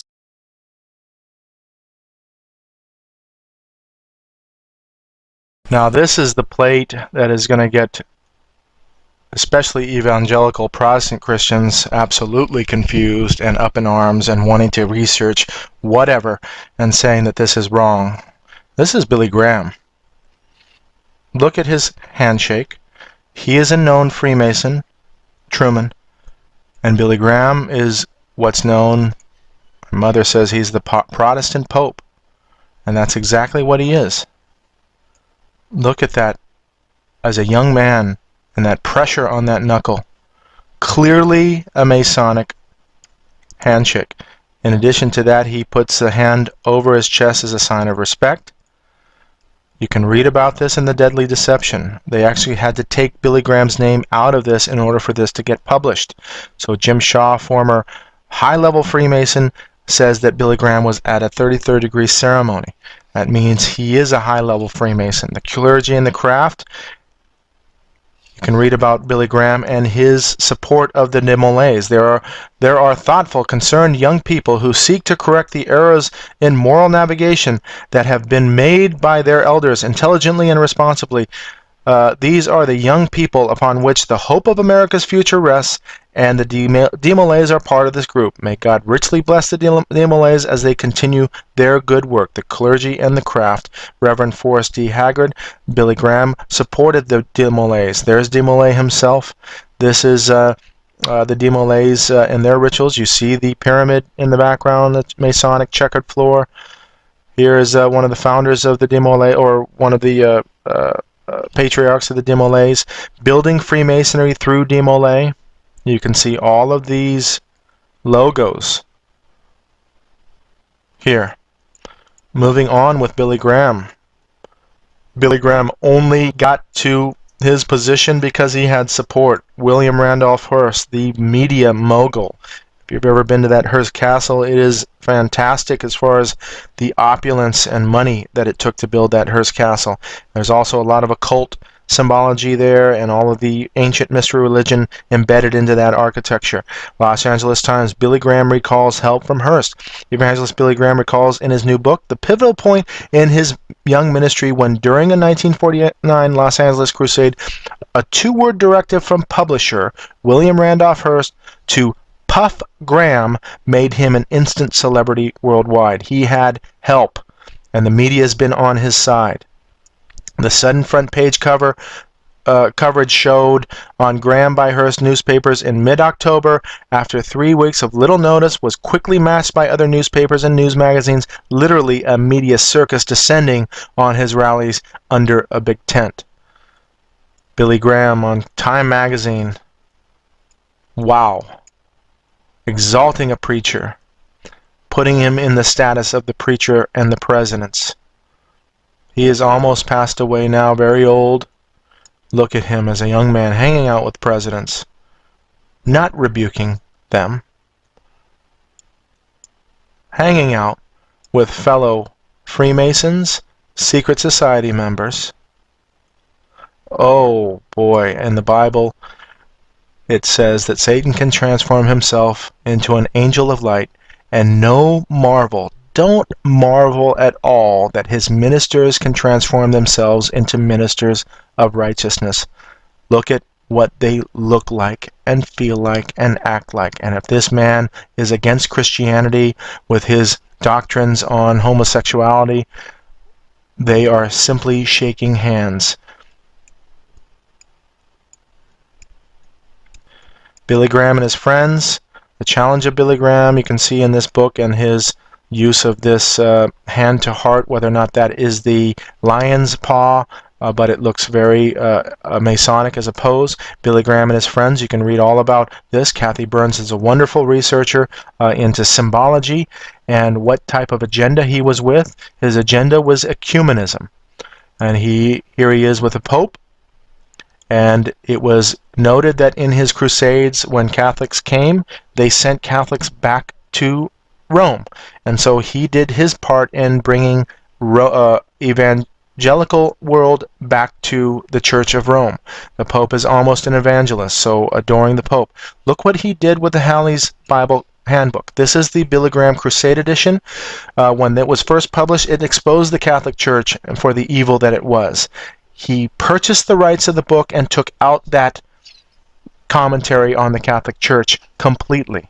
And there is the Billy Graham edition. And when he was publishing the Halley's Bible Commentary, his version shot up to 250,000 copies annually, more than any other year when it was published.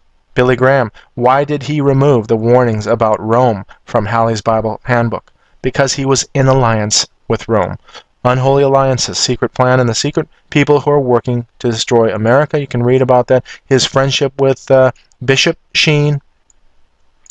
There he is, with the Pope again as an older man. Now you can say, I've heard Billy Graham speak, and his messages are awesome, and I'm going to tell you that it's not to say that you can get salvation from a Billy Graham message. But I'm telling you, look at the motive of the entire organization and where it moves into. And I believe that this is one lesson we have to learn, that these organizations are begun and the ultimate goal is ecumenism, getting things back and apostasy. And look at what was from the beginning. He accepts awards from Catholic universities, hangs out with Catholics,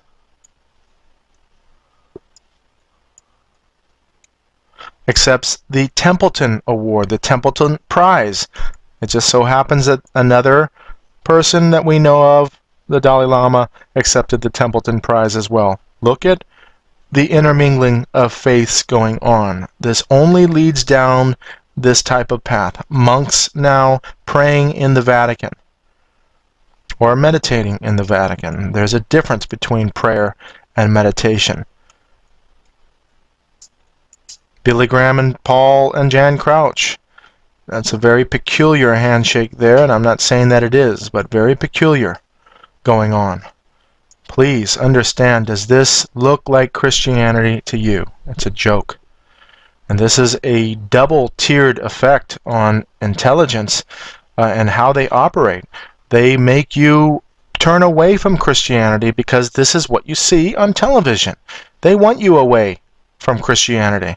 And then they want those Christians that are completely ignorant to follow this. It's a double-tiered effect. Here's Paul Crouch now shaking hands with the Pope, the adoration of this man in Rome. Billy Graham and Dr. Schuller. I believe Schuller is a, I think it's an Oral Roberts graduate. I'm not sure if that's true. I do know that Norman Vincent Peale was involved with Robert Schuller and got him started, and he's a known Freemason. Look at this hand sign that he does. It's very similar to the Freemason Jesse Jackson's hand sign. Look at this. It looks like a down triangle. Here it is again on a magazine. But Gorbachev coming, whether or not that is the handshake or not, I'm just saying that they're intermingling everything. Now, here is Kenneth Copeland. This is Oral Roberts and his son. Look at what they do. Look at their university, Oral Roberts University, and this down-pointing triangle representing Earth and man, or whatever you want to call it, but the occult symbology going on. Look at the architecture. Look at these hands praying, but look at Kenneth Copeland and his ministries. You have the square and the compass. Just to show you that this university has produced also Joel Osteen, Oral Roberts University.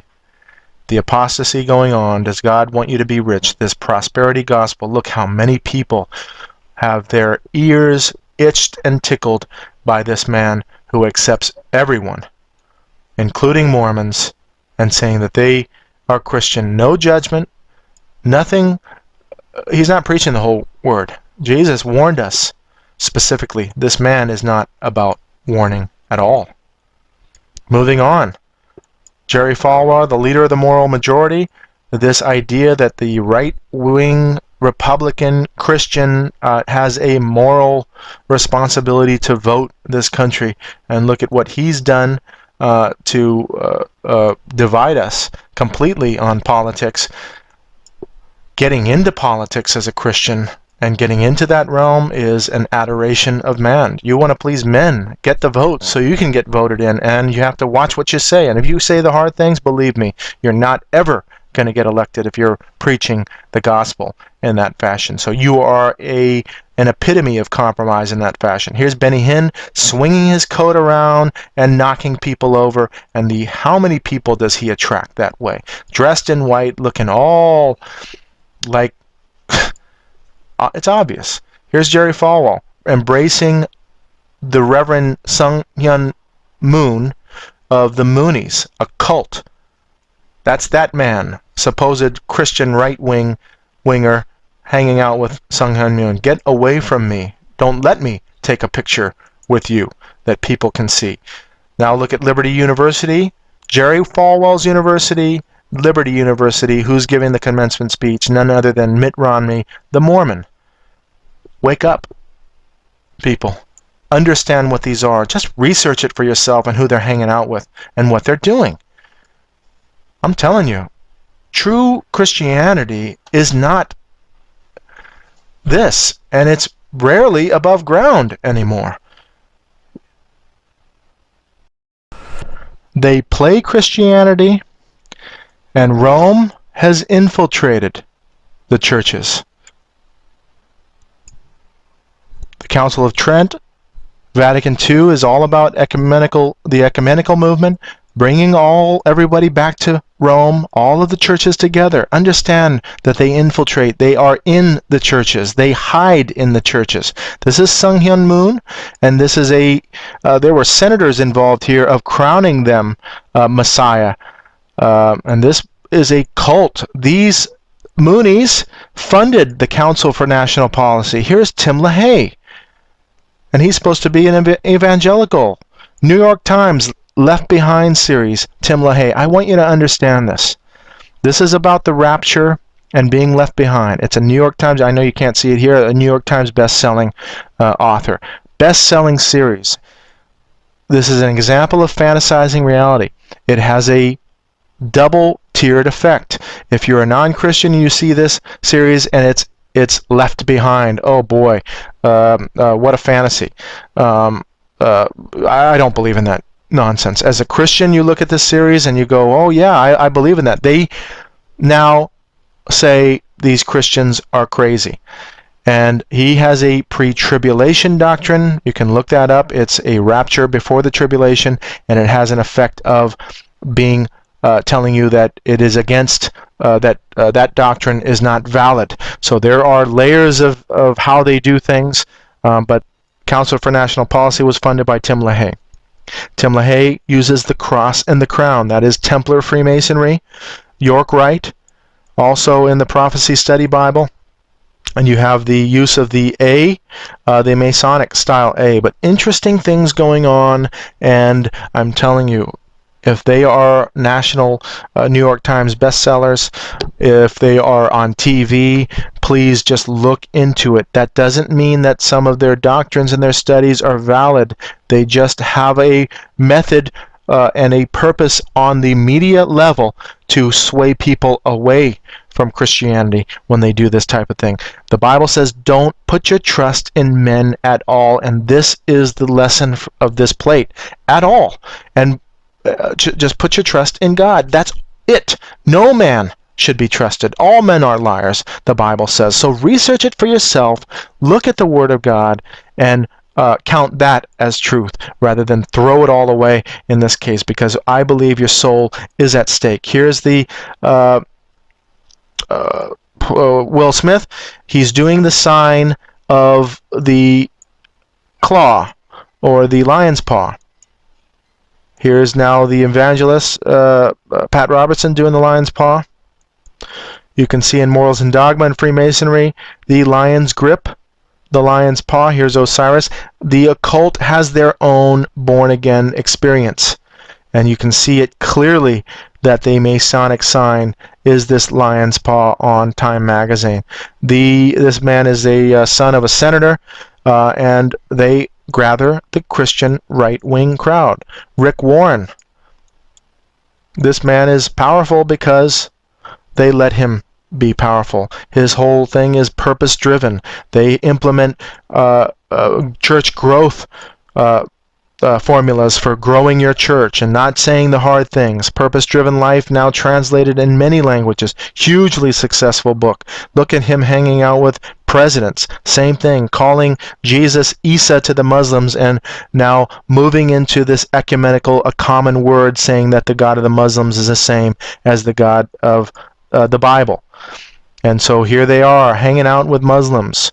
This accord for one peace. He's a Council for National, a Council on Foreign Relations member, high level. Him speaking at Muslim. He brought a Muslim into his church at TED Talks. It's all about purpose. If you find your purpose, that's what God wants you to do. Nothing about the gospel message on this national, international stage. Many scientists and of all walks of life come and speak at TED. High level people come there. Look at now the next Billy Graham, T.D. Jakes. What does he do? A life on purpose. Same thing. If you can find your passion, that's your purpose. And hanging out with the New Ager Oprah, having a good time, and look at the Life Class Tour. Tony Robbins, Deepak Chopra, all religions here. He's not talking about Jesus. He even calls Jesus the product. Merchandising Jesus. Let's wake up. 30,000 people in his church. This man here, his influence is huge in the evangelical world. Understand what's going on and get wise to it. My Lucifer is lonely, she says. He's not lonely, guys. He's out there deceiving everybody right now. See, even in this symbolism, they may try to make us think that he's somewhere locked away from us, but that is not true. He can whisper to us at any time. It's just that towards the end times, all of them will be allowed on this plane for the final spiritual battle. There's nothing left to save now, she says, which is also not true. There are those who will be saved. I'm going to start by reading in Romans 11:8, and then I may also get into some of the definitions or the meanings that can be found in the concordance. And I will be using blueletterbible.com for those. What then? Israel hath not attained that which he seeketh for, but the election hath obtained it, and the rest were blinded. According as it is written, God hath given them the spirit of slumber, eyes that they should not see, and ears that they should not hear, unto this day. So I think it's really easy to overlook the fact that the scripture says that there is a spirit of slumber. I know that spirits may come in. Sorry if you can hear my son in the background, or my children. They're playing in the other room. So back to this word spirit again. A lot of times we look at the Bible and we see the spirit of something and we kind of just glance over it, like we have many times with the spirit of whoredoms. But I think we should start paying more attention to these things. You know, when we deal with the Holy Spirit in the Bible, we know that the Holy Spirit has 7 aspects. It is the spirit of might, the spirit of the fear of the Lord, and so on. So a lot of times when we see some other spirit in the Bible, that spirit is not always just some ambiguous or random idea. It's actually referring to a being. The definition of slumber, the third definition on blueletterbible.com, is insensibility or torpor of mind, such as extreme grief easily produces. Hence a spirit of stupor, which renders their soul torpid, so insensible that they are not affected at all by the offer made them of salvation through the Messiah. So they have become so insensitive that, or not even insensitive, but so out of their mind that they are not affected by the message of salvation. The gospel can't even get through to them. In 2 Corinthians chapter 4 verse 3 through 4, but if our gospel be hid, it is hid to them that are lost, in whom the God of this world has blinded the minds of them which believe not, lest the light of the glorious gospel of Christ, who is the image of God, should shine unto them. So this is saying the same thing that Romans 11:8 says, and it backs up the definition of slumber as we just read. And so in 2 Corinthians 4 verses 3 through 4, it says that it was the God of this world who had blinded the minds of them which believe not, to prevent the light of the gospel from reaching them. So going back to that definition of stupor again, or slumber again, it says that their souls have been so insensible that they are not affected by the offer of salvation. So I believe it is very reasonable to say that this spirit of slumber is the God of the world that has blinded the minds of them which believe not. In Isaiah chapter 29 verse 9 through 10, we read, stay yourselves and wonder, cry ye out and cry.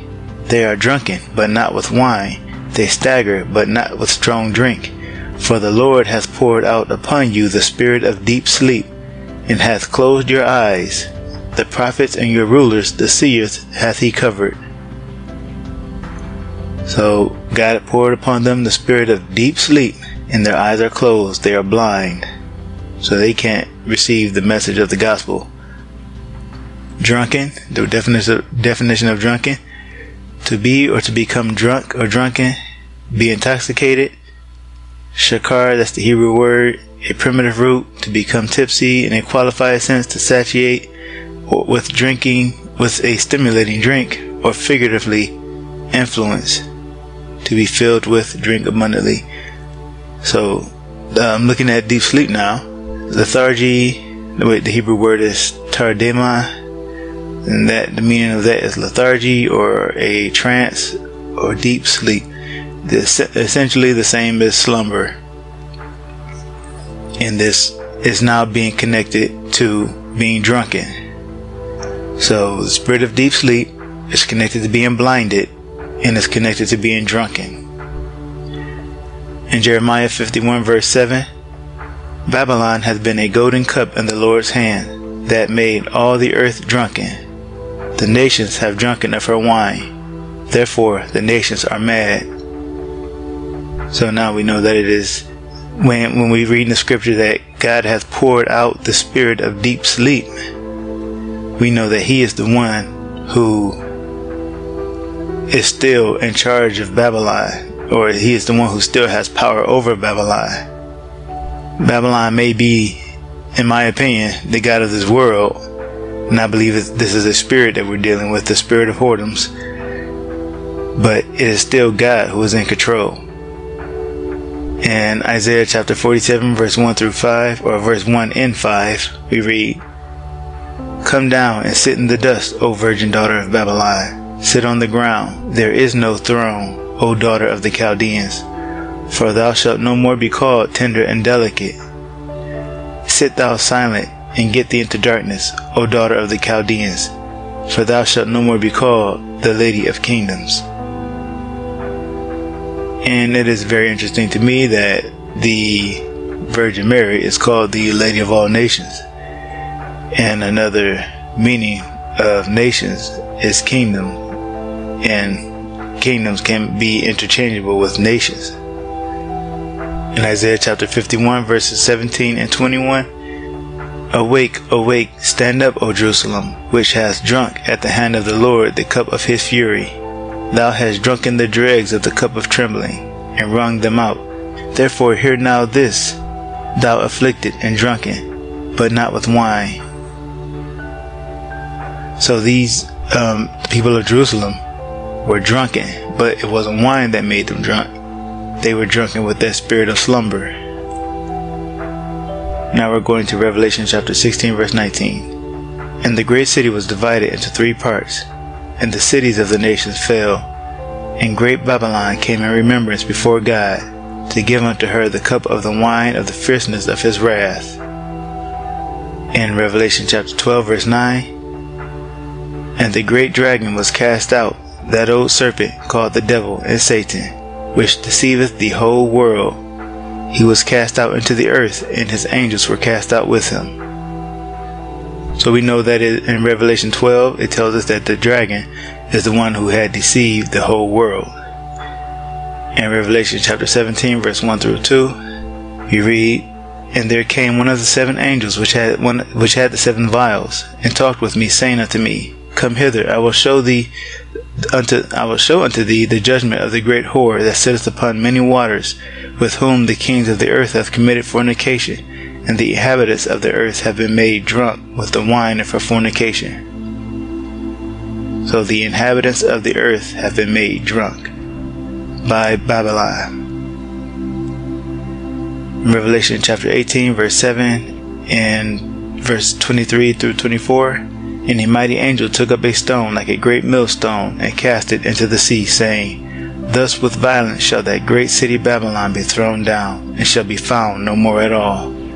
For by thy sorceries were all nations deceived, and in her was found the blood of prophets, and of saints, and of all that were slain upon the earth." Now we read here that it was Babylon who had deceived all nations, just like it was the dragon who had deceived the whole world.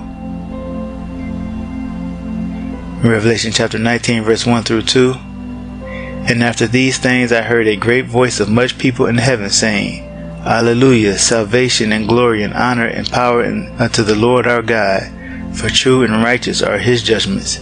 For he hath judged the great whore, which did corrupt the earth with her fornication, and hath avenged the blood of his servants at her hand. Now to wrap this up, I will read in Revelation chapter 20, first in verse 1 through 3, to show the connection with the serpent and the dragon and Babylon, and that these are all the same force that is deceiving the whole world. And I saw an angel come down from heaven, having the key of the bottomless pit, and a great chain in his hand. And he laid hold on the dragon, that old serpent, which is the devil and Satan, and bound him 1,000 years, and cast him into the bottomless pit, and shut him up, and set a seal upon him, that he should deceive the nations no more, till the 1,000 years should be fulfilled, and after that he must be loosed a little season. And in verse 7 through 10, and when the 1,000 years are expired, Satan shall be loosed out of his prison, and shall go out to deceive the nations which are in the four quarters of the earth, Gog and Magog, to gather them to battle, the number of whom is as the sand of the sea. And they went up on the breadth of the earth, and compassed the camp of the saints about, in the beloved city. And fire came down from God out of heaven, and devoured them. And the devil that deceived them was cast into the lake of fire and brimstone, where the beast and false prophet are, and shall be tormented day and night forever and ever. And just like the scripture said earlier, her smoke rose up forever and ever. In 2020, she made a song called My Future, an animated version of her where she walks through nature, so it all seems innocent. But even in this innocence, there is a point where you see this frame, an aligned all-seeing eye with a spider and the moon. The witching hour usually refers to the midnight hour during a full moon, which was always regarded as a particular potent time for magic. Midnight is considered the time between the days, in between time, in between worlds. During the full moon time, all magic work is empowered, and all magical work is fertile. So with this in consideration, and having an all-seeing eye and a spider, this could start painting a dark picture. And guess what? The magical principles do start to manifest, as when she starts touching the grass, a different form of nature starts to grow. Wherever she walks, these roots start to grow, which take over all the normal nature, and also take over her and merge with her. Again, we see the all-seeing eye with the moon, and now this root on her face. The roots take her into the sky and into the dawn of a new age, probably the golden dawn, as they believe. The final video is from this year, 2021, entitled Your Power. The video is again in the barren land. You initially think it's a peaceful song with acoustic guitar in the instrumental, but I believe it has clear symbolism, like the barren land and later the snake, which ends up grabbing her completely. Therefore she submits to the snake's power. The snake is again Luciferian symbolism, as the Prince of Darkness appeared to tempt Eve in the garden in the form of a snake. The snake is the great deceiver, and has Billie Eilish completely trapped in the cube in the Masonic square. They even performed the song on a black square in the desert, and that's what these people have for you. A lot of desert. Dust in the wind, as they say, occupying your attention and time with nothing fruitful. He punished us. We were encrusted by your world. Those who lived were left prisoners in these stony shells, marooned upon this barren land. Stay away from this stuff, guys. Stay away from the likes of mainstream artists like Billie Eilish, Travis Scott, Ariana Grande, Lady Gaga, and everyone else promoted by the big four music distribution companies. It's all occult Luciferian trash, and it always was. It even makes me sick to do these videos and have to pronounce their names. But I hope this information helps you to see through the lies, follow the path that leads to the water of everlasting life, which is Jesus Christ.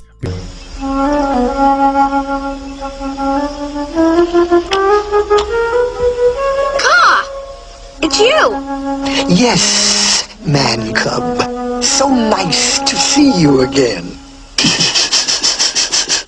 Oh, go away. Leave me alone. Let me look at you. You don't want me to look at you? Then you look at me.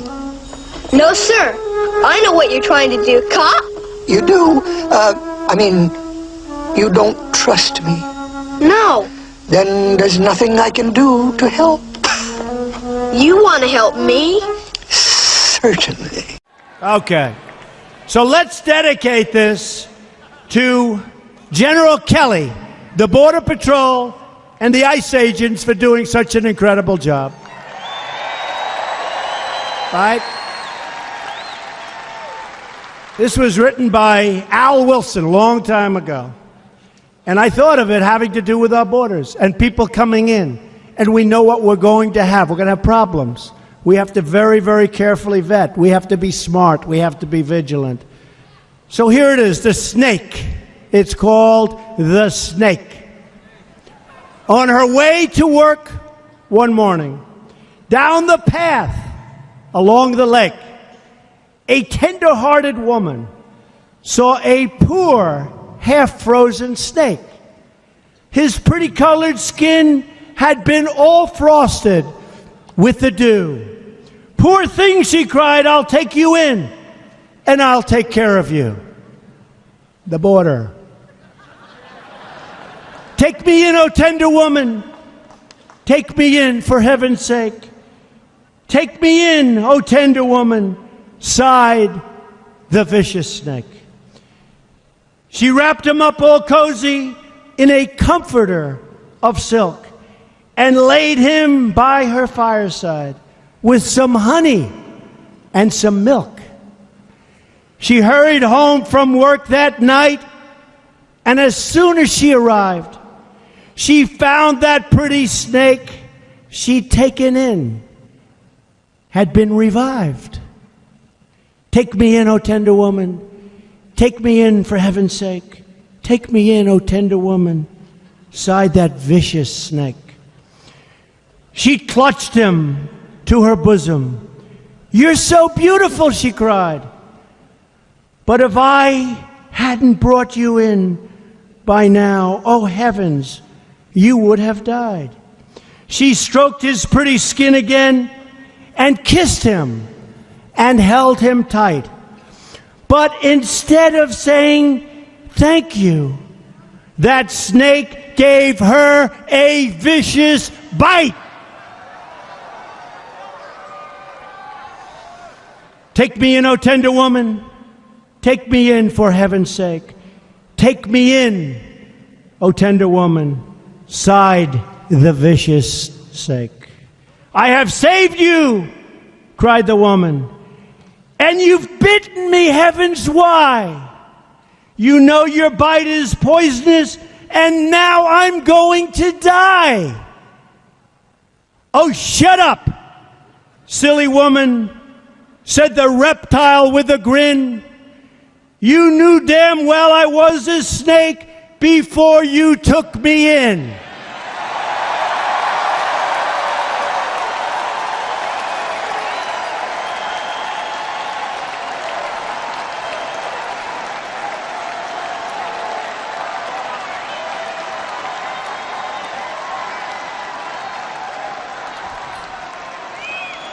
Does that explain it, folks? Does that explain?